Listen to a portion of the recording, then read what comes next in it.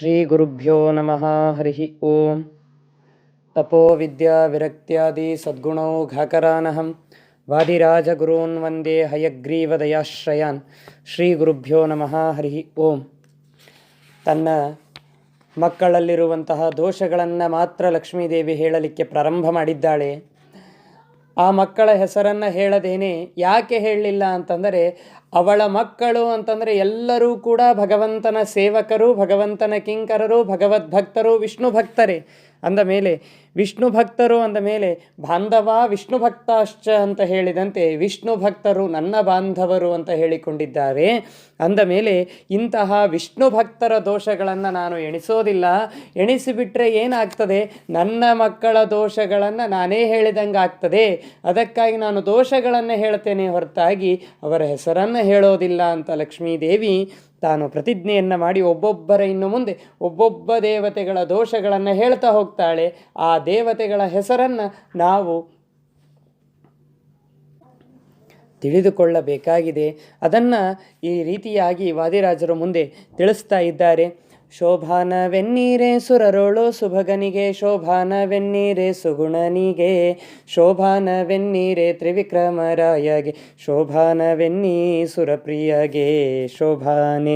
ಕೆಲವರು ತಲೆಯೂರಿ ತಪಗೈದು ಪುಣ್ಯವ ಗಳಿಸಿದ್ದರೇನೂ ಫಲವಿಲ್ಲ, ಜ್ವಲಿಸುವ ಕೋಪದಿ ಶಾಪವ ಕೊಡುವರು ಲನೆಯ ನಿವರು ಒಲಿಸುವರೇ ಶೋಭಾನೆ. ಕಣ್ಣಿಗೆ ಕಟ್ಟುವ ಹಾಗೆ ವಾದಿರಾಜರು ವರ್ಣನೆಯನ್ನು ಮಾಡ್ತಾ ಇದ್ದಾರೆ. ಆ ಸಮುದ್ರ ಮಥನದ ಕಾಲದಲ್ಲಿ ಲಕ್ಷ್ಮೀದೇವಿಯಾದರೂ ಕೂಡ ಸ್ವಯಂವರಕ್ಕೆ ಸನ್ನದ್ಧಳಾಗಿ ನಿಂತಿದ್ದಾಳೆ. ವಧು ಆದರೂ ಕೂಡ ಆ ವರನ ಪರೀಕ್ಷೆಯನ್ನು ಆರಂಭ ಮಾಡ್ತಾ ಇದ್ದಾಳಂತೆ. ಆ ವರನನ್ನು ಹೇಗೆ ನಾವು ಕಾಣಬೇಕು, ವರ ಎಂಥವನಿರಬೇಕು, ಎಲ್ಲ ರೀತಿಯಾದ ಸಮಗ್ರವಾದ ಮಾಹಿತಿಯನ್ನು ಲಕ್ಷ್ಮೀದೇವಿ ಆ ಯಾವ ಭೂಲೋಕಕ್ಕೆ ನೀಡಲಿಕ್ಕಾಗಿ ವರನ ಪರೀಕ್ಷೆಗೆ ಸನ್ನದ್ಧಳಾಗಿ ನಿಂತಿದ್ದಾಳೆ. ದೇವತೆಗಳ ಋಷಿಗಳ ಒಂದೊಂದೊಂದೊಂದೊಂದೊಂದು ದೋಷಗಳನ್ನು ಹೇಳ್ತಾ ಹೋಗ್ತಾ ಇದ್ದಾಳೆ. ಮೊನ್ನೆ ಹೇಳಿದ್ನಲ್ಲ, ಗರುಡನ್ನ ಒಲ್ಲೆ ನಮ್ಮ ಗಗನಕ್ಕಾರುವನ ಅಂತ. ಹಾಗೆ ಈಗ ಮೊದಲು ಋಷಿಗಳ ಮುನಿಗಳ ದೋಷಗಳನ್ನು ಅಲ್ಲಿಯೂ ಕೂಡ ತಾರತಮ್ಯೋಪೇತವಾಗಿಯೇ ತಿಳಿಸ್ತಾಳೆ ಲಕ್ಷ್ಮೀದೇವಿ. ಹಾಗೆ ಮೊದಲಿಗೆ ಋಷಿಗಳನ್ನು ನೋಡಿ ಈ ರೀತಿಯಾಗಿ ತಾನು ಚಿಂತನೆ ಮಾಡ್ತಾಳಂತೆ. ಋಷಿಗಳೇನಾದರೂ ಕೂಡ ಒಳ್ಳೆಯವರೇ, ನಿತ್ಯದಲ್ಲಿ ತಪಸ್ಸು, ಹೋಮ, ಹವನ ಎಲ್ಲವನ್ನೂ ಕೂಡ ಮಾಡುವಂತಹ ಮಹಾನುಭಾವರು. ಅಂತಹ ಋಷಿಗಳು ಏನು ಬೇಕೋ ಎಲ್ಲ ರೀತಿಯಾದ ಧರ್ಮ ಕಾರ್ಯಗಳನ್ನು ಮಾಡ್ತಾ ಎರಡನೆಯ ಸೂರ್ಯನಂತೆ ಅಗ್ನಿಯಂತೆ ತೇಜೋಪುಂಜರಾಗಿರುವಂತಹ ಋಷಿಮುನಿಗಳು ಎಲ್ಲರೂ ಕೂಡ ಚೆನ್ನಾಗೇ ಇದ್ದಾರೆ, ಇಲ್ಲ ಅನ್ನೋದಿಲ್ಲ. ಎಷ್ಟು ಸಾವಿರ ವರ್ಷಗಳ ಕಾಲ ತಪಸ್ಸನ್ನು ಮಾಡ್ತಾ ಮಾಡ್ತಾ ಮಾಡ್ತಾ ಎಲ್ಲ ಅಷ್ಟೈಶ್ವರ್ಯಗಳನ್ನು ಕೂಡ ಅವರು ಸಂಪಾದನೆ ಮಾಡ್ತಾರೆ, ನಿಜ. ಆದರೆ ಕೋಪ ಬಂದ ಕ್ಷಣದಲ್ಲಿ ತಮ್ಮ ಜ್ವಲಿತವಾದಂತಹ ಅಗ್ನಿ, ಕೋಪಾಗ್ನಿಯಿಂದ ಶಾಪವನ್ನು ಕೊಡ್ತಾರೆ. ಇಂತಹ ಸಿಟ್ಟಿನಿಂದ ಕೂಡಿರ್ತಕ್ಕಂತಹ ಋಷಿಗಳನ್ನು ಮದುವೆ ಆದರೆ ಲಲನೆಯನ್ನು ಇವರು ಒಲಿಸಲಿಕ್ಕೆ ಸಾಧ್ಯ ಇದೆಯೇನು? ಲಲನೆಯನ್ನು ಒಲಿಸಬೇಕಂತೆ, ಹೆಂಡತಿಯನ್ನು ಒಲಿಸಬೇಕಂತೆ. ಒಲಿದೆಯಾತಕಮ್ಮ ಲಕುಮಿ ವಾಸುದೇವಗೆ ಅಂತ ಕೇಳ್ತಾರೆ. ನಮ್ಮ ಭಗವಂತನು ಕೂಡ ಲಕ್ಷ್ಮೀದೇವಿಯನ್ನು ಒಲಿಸಿದ್ದಾನಂತೆ. ಅದಕ್ಕಾಗಿ ಕೇಳ್ತಾರೆ, ಒಲಿದೆಯಾತಕಮ್ಮ ಲಕುಮಿ ವಾಸುದೇವಗೆ, ನೀನು ಯಾಕೆ ಒಲಿದೆ ವಾಸುದೇವನಿಗೆ? ಅವನೇನೋ ಒಲಿಸ್ತಾನೆ, ಚೆನ್ನಾಗಿದ್ದಾನೆ, ಮಾತಾಡಿದ್ರೆ ಮುಗಿದೋಯ್ತು ನಮ್ಮ ಭಗವಂತ. ಕೇವಲ ನೋಡಿದರೆ ಸಾಕು ಮರಳಾಗಿ ಬಿಡ್ತಾರಂತೆ.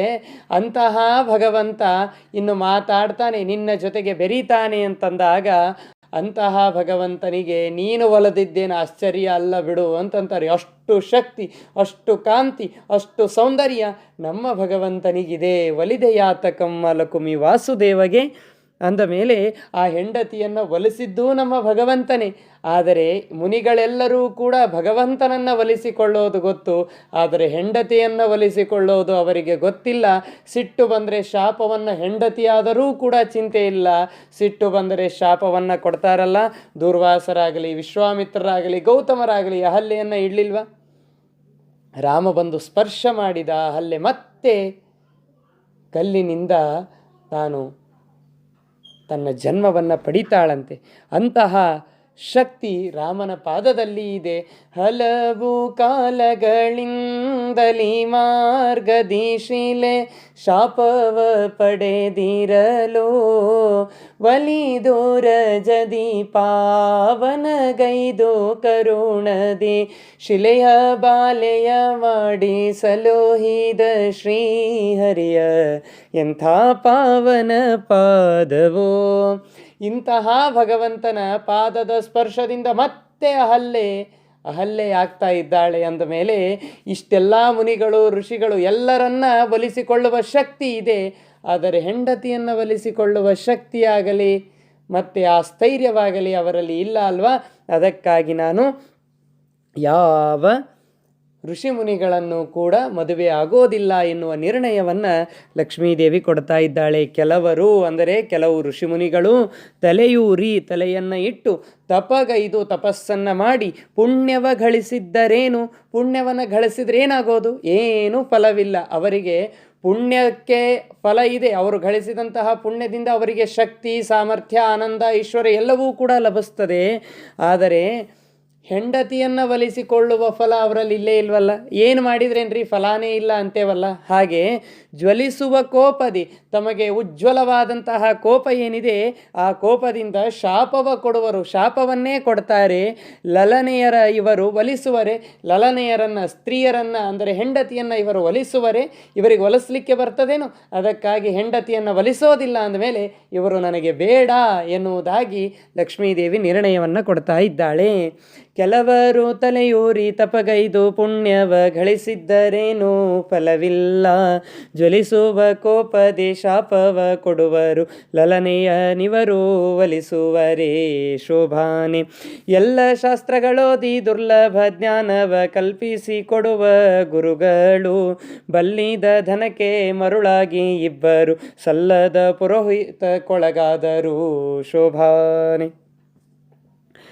ಎಲ್ಲ ಶಾಸ್ತ್ರಗಳನ್ನು ತಿಳಿದುಕೊಂಡಂತಹ ಗುರುಗಳು ಅಂತಂದರೆ ಇಬ್ಬರು, ಒಂದು ಬೃಹಸ್ಪತ್ಯಾಚಾರ್ಯರು, ಒಂದು ಶುಕ್ರಾಚಾರ್ಯರು. ಬೃಹಸ್ಪತ್ಯಾಚಾರ್ಯರು ದೇವತೆಗಳಿಗೆ ಗುರುಗಳು, ಶುಕ್ರಾಚಾರ್ಯರು ದೈತ್ಯರಿಗೆ ಗುರುಗಳು. ಅಂದ ಮೇಲೆ ಎಲ್ಲ ಶಾಸ್ತ್ರಗಳನ್ನು ಓದಿದ್ದಾರೆ ನಿಜ. ನನ್ನ ಗಂಡ ಬಹಳ ಜಾಣ ಅಂತ ಹೇಳಿಕೊಳ್ಳಲಿಕ್ಕೇನೋ ಸಂತೋಷ.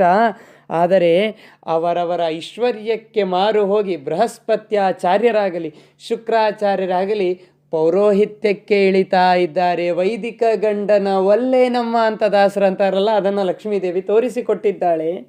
ಇಲ್ಲಿಯೂ ಕೂಡ ಪೌರೋಹಿತ್ಯ ವೃತ್ತಿಯನ್ನು ಮಾಡ್ತಾ ಇದ್ದಾರೆ. ಅದು ಎಂತಹ ಪೌರೋಹಿತ್ಯ, ಸಲ್ಲದ ಪುರೋಹಿತಕ್ಕೊಳಗಾದರು. ಗುರುಗಳು ಅಂತಂದ ಮೇಲೆ ಜ್ಞಾನದ ಉಪದೇಶವನ್ನು ಮಾಡ್ತಾ ಭಗವತ್ಪರವಾದ ಉಪದೇಶಗಳನ್ನು ಮಾಡೋದು ಬಿಟ್ಟು ಹೋಮ ಹವನ ಮಾಡಿಸಿಕೊಂಡು ಕುಳಿತರೆ ಯಾರು ತಾನೇ ಉಪದೇಶ ಮಾಡುವವರ್ರಿ ಜಗತ್ತಿನಲ್ಲಿ. ಅಂದ ಮೇಲೆ ಇಂತಹ ಪೌರೋಹಿತ್ಯವನ್ನು ಮಾಡಿಸುವಂತಹ ಈ ಬೃಹಸ್ಪತ್ಯಾಚಾರ್ಯರು, ದೇವತೆಗಳಿಗೆ ಗುರುವಾದ ಬೃಹಸ್ಪತ್ಯಾಚಾರ್ಯರು, ಆ ದಾನವರಿಗೆ ಗುರುವಾದ ಶುಕ್ರಾಚಾರ್ಯರು ನನಗೆ ಬೇಡ ಎನ್ನುವ ನಿರ್ಣಯವನ್ನು ಕೊಡ್ತಾ ಇದ್ದಾರೆ. ಯಾಕೆ ಅಂದರೆ ಪುರೋಹಿತನಾದಂತಹ ವ್ಯಕ್ತಿ ಬಹಳ ಗಟ್ಟಿಯಾಗಿರಬೇಕಂತ. ಏನೋ ಪೌರೋಹಿತ್ಯ ಮಾಡಿಸ್ಬಿಡ್ತೇನೆ ಬರ್ತೇನೆ ಅನ್ನೋ ಹಾಗಿರಬಾರ್ದು. ತನ್ನ ವೈಯಕ್ತಿಕವಾದ ಜೀವನವನ್ನು ಹಾಳು ಮಾಡಿಕೊಳ್ಳದೇ ಇದ್ದಂತೆ ಪೌರೋಹಿತ್ಯವನ್ನು ಮಾಡಿಸ್ಬೇಕು. ಆ ಪೌರೋಹಿತ್ಯವನ್ನು ಮಾಡಿಸಿ ಅದರಲ್ಲಿ ಬಂದಿರತಕ್ಕಂತಹ ಸಿದ್ಧಿಯನ್ನು ಯಜಮಾನನಿಗೆ ಧಾರೆ ಎರೆದು ಕೊಡಬೇಕಂತೆ.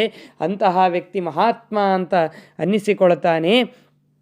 ಆ ಪೌರೋಹಿತ್ಯ ಮಾಡುವಂತಹ ವ್ಯಕ್ತಿ ಕೇವಲ ತನ್ನ ವೈಯಕ್ತಿಕ ಜೀವನ ಸ್ವಚ್ಛವಾಗಿರಬೇಕು, ಸಮೃದ್ಧವಾಗಿರಬೇಕು ಅಂತ ಬಯಸೋದಲ್ಲ. ಆ ಮಾಡಿಸಿಕೊಳ್ಳುವಂತಹ ವ್ಯಕ್ತಿ ಏನಿದ್ದಾನಲ್ಲ, ಯಜಮಾನನೇನಿದ್ದಾನಲ್ಲ, ಅವನಿಗೂ ಉತ್ತರೋತ್ತರವಾದ ಅಭಿವೃದ್ಧಿಯಾಗುವಂತೆ ಅನುಗ್ರಹವನ್ನು ಮಾಡ್ತಾ ಅಂತಹ ಸಿದ್ಧಿಯನ್ನು ಗಳಿಸಿಕೊಳ್ಳುವಂತಹ ವ್ಯಕ್ತಿಯಾಗಿರಬೇಕು. ಇಷ್ಟೇ ಅಲ್ಲದೇನೆ ಈ ಪ್ರಜೆಗಳ ಜೀವನವನ್ನು ರಕ್ಷಣೆ ಮಾಡುವಂತಹ ಪೌರೋಹಿತ್ಯವನ್ನು ಮಾಡಿಸ್ಬೇಕು. ಆ ಶಕ್ತಿ ಬೃಹಸ್ಪತ್ಯಾಚಾರ್ಯರಿಗೆ ಶುಕ್ರಾಚಾರ್ಯರಿಗೆ ಇಲ್ಲ ಅಂತಲ್ಲ, ಆದರೆ ಪೌರೋಹಿತ್ಯವನ್ನು ಮಾಡಿಸಬೇಕಾದರೆ ಆ ರೀತಿಯಾದಂತಹ ಸಾಮರ್ಥ್ಯ ಅವರಲ್ಲಿ ಇದ್ದೇ ಇದೆ. ಆದರೆ ಗುರುಗಳಾಗಿ ಜ್ಞಾನೋಪದೇಶವನ್ನು ಬಿಟ್ಟು ಪೌರೋಹಿತ್ಯವನ್ನು ಮಾಡಿಸುವುದು ಸಲ್ಲದ ಪುರೋಹಿತ್ಯಕ್ಕೊಳಗಾದರು. ಇಂತಹ ಪೌರೋಹಿತ್ಯವನ್ನು ಮಾಡಿಸುವಂತಹ ವ್ಯಕ್ತಿಗಳಿಗೆ ಎಷ್ಟು ದಕ್ಷಿಣೆ ಕೊಟ್ಟರೂ ಕೂಡ ಅದು ಅಲ್ಪವೇ ಅಂತ ಅನ್ನಿಸ್ತದೆ ಅಲ್ಲ. ಹಾಗೆ ಆಸೆಗೆ ಬಿದ್ದವರಂತೆ ಆಗ್ತಾರೆ. ಅದಕ್ಕಾಗಿ ನಾನು ಬೃಹಸ್ಪತ್ಯಾಚಾರ್ಯರನ್ನು, ಈ ಯಾವ ಶುಕ್ರಾಚಾರ್ಯರನ್ನು ನಾನು ಮದುವೆ ಆಗೋದಿಲ್ಲ ಎನ್ನುವುದಾಗಿ ಲಕ್ಷ್ಮೀದೇವಿ ತಿರಸ್ಕಾರವನ್ನು ಮಾಡಿದ್ದಾಳೆ. ಎಲ್ಲ ಶಾಸ್ತ್ರಗಳೋದಿ ದುರ್ಲಭ ಜ್ಞಾನವ ಕಲ್ಪಿಸಿ ಕೊಡುವ ಗುರುಗಳು, ಬಲ್ಲಿದ ಧನಕ್ಕೆ ಮರುಳಾಗಿ ಇಬ್ಬರು ಸಲ್ಲದ ಪುರೋಹಿತಕ್ಕೊಳಗಾದರು ಶೋಭಾನೆ. ಕಾಮ ನಿರ್ಜಿತನೊಬ್ಬ ಕಾಮಿನಿಗೆ ಸೋತೊಬ್ಬ ಭಾಮಿನಿಯ ಹಿಂದೆ ಹಾರಿದವ, ಕಾಮಾಂಧನಾಗಿ ಮುನಿಯ ಕಾಮಿನಿಗೈದಿದನೊಬ್ಬ ಕಾಮದಿಂ ಗುರುತಲ್ಪಗಾಮಿಯೊಬ್ಬ ಶೋಭಾನೆ. ಹರಿಯ ಭಗವಂತನ ಆಜ್ಞೆಯಿಂದ ಬ್ರಹ್ಮನಿಗೆ ಕಾಮಾದಿ ಯಾವ ದೋಷಗಳೂ ಇಲ್ಲ. ಭಗವಂತನ ಆಜ್ಞೆಯಿಂದ ತನ್ನ ಮಗಳಾದಂಥವಳನ್ನೇ ಬಯಸಿದ ಆ ಯಾವ ಬ್ರಹ್ಮ ಬಯಸಿದ, ಇದರ ಅರ್ಥ ಬ್ರಹ್ಮದೇವರು ಬಯಸಿದರು ಅಂದರೆ ಬಯಸಿದಂತೆ ನಟಿಸಿದರು. ಹಾಗೆ ರುದ್ರದೇವರಾದರೂ ಕೂಡ ಮೋಹಿನಿಯ ಬೆನ್ನ ಹಿಂದೇನೆ ಧಾವಿಸಿಕೊಂಡು ಹೋದ. ಇಷ್ಟೇ ಅಲ್ಲದೇನೆ ಆ ಭಗವಂತನಿಗೆ ಕೇಳ್ತಾನಂತೆ, ಹರನೊಂದಿನ ವೈಕುಂಠಕ್ಕೆ ಬರಲು ತಾತಗೆ ವಂದಿಸಲು, ನಿನ್ನ ತರುಣಿ ರೂಪವ ನೋಡುವೆ ಎನ್ನಲು ಹರಿತಾನ ಸುನಗಲು, ಕರೆದು ಸೈರಿಸಲಾಗಿ ನೀ ಎನ್ನಲು ಹಠದಿ ಕುಳ್ಳಿರಲು, ಹರನು ಹಠದಿ ಕುಳ್ಳಿರಲು, ಕರುಣಿಗಳ ರಸನು ಹರನ ಮೊಗವ ನೋಡಿ ಅರುಣೋದಯಕ್ಕೆ ಬಾರೆಂದು ಕಳುಹಿದ ವೃಷಭ, ನೇರಿದ ವಿಷಧರನ್ಯಾರೇ ಪೇಳಮ್ಮಯ್ಯ. ರುದ್ರದೇವರು ಬಂದು ಕೇಳ್ತಾರಂತೆ, ನಿನ್ನ ಹೆಣ್ಣಿನ ರೂಪವನ್ನು ನೋಡಬೇಕೋ ಭಗವಂತ ಅಂತ. ಭಗವಂತ ಅಂತಾನೆ, ಬೇಡೋ ವೈರಾಗ್ಯ ಮೂರ್ತಿ ಅಂತ ನೀನು ಹೆಸರು ಮಾಡಿದ್ದೀಯಾ, ಹಾಳಾಗಿ ಹೋಗ್ತೀಯಾ ನನ್ನ ಹೆಣ್ಣಿನ ರೂಪವನ್ನು ನೋಡಿದರೆ, ಬೇಡ ಅಂತ ಹೇಳಿದರೆ ಕೇಳೋದೇ ಇಲ್ಲ. ಹಠ ಮಾಡಿ ದೇವರ ಮುಂದೆ ಕುಳಿತುಕೊಳ್ತಾನಂತೆ. ದೇವರಂತಾನಂತೆ, ಆಯಿತು ಬೆಳಗ್ಗೆ ಅರುಣೋದಯಕ್ಕೆ ಬಾ, ನಾನು ನಿನಗೆ ಹೆಣ್ಣಿನ ರೂಪವನ್ನು ತೋರಿಸ್ತೇನೆ ಅಂತ. ನೋಡಿ ಭಗವಂತನ ಅನುಗ್ರಹ ಎಷ್ಟಿದೆ ನಮಗೆ. ಬೆಳಗಿನ ಹೊತ್ತಿನಲ್ಲಿ ಫ್ರೆಶ್ ಆದಂತಹ ಮೈಂಡ್ ಇರ್ತದೆ, ನಮಗೆ ಯಾವುದೇ ರೀತಿಯಾದ ಕಾಮ ಉದ್ವೇಗಗಳು ಏನೂ ಇರೋದಿಲ್ಲ, ಆನಂದವಾದಂತಹ ಮನಸ್ಸಿರ್ತದೆ. ಅಂತಹ ಕಾಲದಲ್ಲಿ ಯಾಕೆ ಕರೆದ ಅಂದರೆ, ಈ ಕಾಲದಲ್ಲಿ ಕಾಮದ ಯಾವುದೇ ಮೋಹದ ಲೇಪ ಆಗೋದಿಲ್ಲ. ಅದಕ್ಕಾಗಿ ರುದ್ರದೇವ ತನ್ನನ್ನು ತಾನು ವೈರಾಗ್ಯ ನಿಧಿ ಅಂತ ಕರೆಸಿಕೊಂಡಿದ್ದು ಉಚಿತವೇ ಆಗಬೇಕು ಅಂತ ತಿಳಿದುಕೊಂಡು ಭಗವಂತ ಕರೆಸಿದ. ಆದರೆ ಏನಾಯಿತು? ಅರುಣೋದಯಕ್ಕೆ ಗಂಗಾಧರ ಬರಲು 16 ವರುಷದ ತರುಣಿ ರೂಪದಿ ಹರಿವನದೊಳಗಿರಲು, ಚರಣನ ಖಾಗ್ರದಿ ಧರಣಿ ಬರೆಯುತ್ತ ನಿಂತಿರಲು, ಸೆರಗ ಪಿಡಿಯೆ ಬರಲು ಹರನು ಸೆರಗ ಪಿಡಿಯೆ ಬರಲು, ಕರದಿ ಶಂಖಗದೆ ಚಕ್ರ ತೋರಿಸೆ ಹರನು ನಾಚಿತಲೆ ತಗ್ಗಿಸಿ ನಿಂತ ವೃಷಭ, ನೇರಿದ ವಿಷಧರನ್ಯಾರೇ ಪೇಳಮ್ಮಯ್ಯ. ಆ ರುದ್ರದೇವರು ತಲೆ ಕೆಳಗಾಗಿ ನಿಂತು ಬಿಟ್ರಂತೆ. ಅವಳನ್ನು ಗಟ್ಟಿಯಾಗಿ ಅಪ್ಪಿಕೊಳ್ಳಲಿಕ್ಕೆ ಹೋದ್ರಂತೆ. ಭಗವಂತ ಶಂಖ ಗದೆ ಚಕ್ರ ತೋರಿಸಿದ. ಆ ರುದ್ರದೇವರು ತಲೆ ತಗ್ಗಿಸಿಕೊಂಡು ನಿಂತರಂತೆ. ಕಾಮಾರ್ಜಿತನಾಗಿ ಮೋಹಿನಿಯ ಹಿಂದೆ ಬೆನ್ನು ಹತ್ತಿ ಧಾವಿಸಿದಂತಹ ಒಬ್ಬ, ಅಂದರೆ ಬ್ರಹ್ಮದೇವ ಮಗಳನ್ನು ಬಯಸಿದ, ರುದ್ರದೇವ ಮೋಹಿನಿಯನ್ನು ಬಯಸಿದ. ಆ ಕಾಮಾಂಧನಾದಂತಹ ಇಂದ್ರ ಅಹಲ್ಯೆಯ ಶೀಲವನ್ನೇ ಭಂಗ ಮಾಡಿದ. ಚಂದ್ರ ಕಾಮಕ್ಕೆ ವಶನಾಗಿ ಗುರುಪತ್ನಿ ಅನ್ನುವುದನ್ನು ಕೂಡ ನೋಡದೇನೆ ತಾರೆಯ ಸಂಘವನ್ನು ಮಾಡಿದ, ಬುಧನನ್ನು ಹುಟ್ಟಿಸಿದ. ಇವರೆಲ್ಲರ ಮಧ್ಯದಲ್ಲಿ ನನ್ನ ಭಗವಂತನೊಬ್ಬನೇ ಅವನು ಪಾವನವಾದಂತಹ ದೇಹ, ಪಾವನವಾದಂತಹ ಮನಸ್ಸು, ಪವಿತ್ರವಾದಂತಹ ಪವಿತ್ರಾಣಾಂ ಪವಿತ್ರಂತೆ, ಮಂಗಲಾನಾಂಚ ಮಂಗಲಂ, ಮಂಗಲರ ಮಧ್ಯದಲ್ಲಿ ಮಂಗಲ, ಪವಿತ್ರರ ಮಧ್ಯದಲ್ಲಿ ಅದ್ಭುತವಾದ ಪಾವಿತ್ರ ನಮ್ಮ ಭಗವಂತನದು. ಅದಕ್ಕಾಗಿ ಇವರ್ಯಾರೂ ಕೂಡ ನನಗೆ ಬೇಡ ಅಂತ ತಿರಸ್ಕಾರ ಮಾಡ್ತಾ ಇದ್ದಾಳೆ. ಕಾಮನಿರ್ಜಿತನೊಬ್ಬ, ಕಾಮಿನಿಗೆ ಸೋತೊಬ್ಬ. ಕಾಮನನ್ನು ಬಯಸಿದಂತಹ ಅಂದರೆ ಮಗಳನ್ನೇ ಬಯಸಿದಂಥವನು ಒಬ್ಬ ಬ್ರಹ್ಮ, ಕಾಮಿನಿಗೆ ಸೋತೊಬ್ಬ. ಕಾಮಿನಿ ಅಂದರೆ ಮೋಹಿನಿ, ಮೋಹಿನಿಗೆ ಸೋತೊಬ್ಬ ಒಬ್ಬ ಅವನು ರುದ್ರ. ಭಾಮಿನಿಯ ಹಿಂದೆ ಹಾರಿದವ. ಆ ಯಾವ ಭಾಮಿನಿ ಅಂದರೆ ಹೆಂಡತಿ, ಗೌತಮರ ಹೆಂಡತಿಯಾದಂತಹ ಅಹಲ್ಯೆಯ ಹಿಂದೆ ಹಾರಿದವ ಯಾರು? ಆ ಯಾವ ಇಂದ್ರದೇವ. ಕಾಮಾಂಧನಾಗಿ ಮುನಿಯ ಕಾಮಿನಿಗೈದಿದನೊಬ್ಬ. ಕಾಮಾಂಧನಾದಂತಹ ಚಂದ್ರ ಆ ಯಾವ ಮುನಿಯ ಕಾಮಿನಿ ಅಂತಂದರೆ ಗುರುಪತ್ನಿಯಾದಂತಹ ತಾರೆಯ ಸಂಘ, ಆ ಮುನಿಯ ಕಾಮಿನಿಗೈದಿದೊಬ್ಬ ಅಂತಂದರೆ ಆ ಯಾವ ಅಹಲ್ಯೆ, ಹಿಂದೆ ಹೇಳಿದಂತೆ ಇಂದ್ರನೇ ಅಹಲ್ಯೆಯ ಶೀಲವನ್ನೇ ಭಂಗ ಮಾಡಿದ. ಕಾಮದಿಂ ಗುರುತಲ್ಪ ಗಾಮಿಯೊಬ್ಬ, ಗುರುಪತ್ನಿಯಾದಂತಹ ಕಾಮಿನಿಯನ್ನೇ ಗುರುಪತ್ನಿಯಾದಂತಹ ತಾರೆಯನ್ನೇ ಕಾಮದಿಂದ ಸಂಗ ಮಾಡಿದಂತಹ ಚಂದ್ರ, ಇವರಾರೂ ಕೂಡ ನನಗೆ ಬೇಡ ಎನ್ನುವುದಾಗಿ ಲಕ್ಷ್ಮೀದೇವಿ ತಿರಸ್ಕಾರ ಮಾಡಿ, ಪರಾತ್ಪರನಾದಂತಹ ಭಗವಂತನೇ ನನ್ನ ಒಡೆಯನಾಗಲಿ ಎನ್ನುವುದಾಗಿ ಪ್ರಾರ್ಥನೆಯನ್ನು ಮಾಡಿದ್ದಾಳೆ. ಶ್ರೀಕೃಷ್ಣಾರ್ಪಣಮಸ್ತು.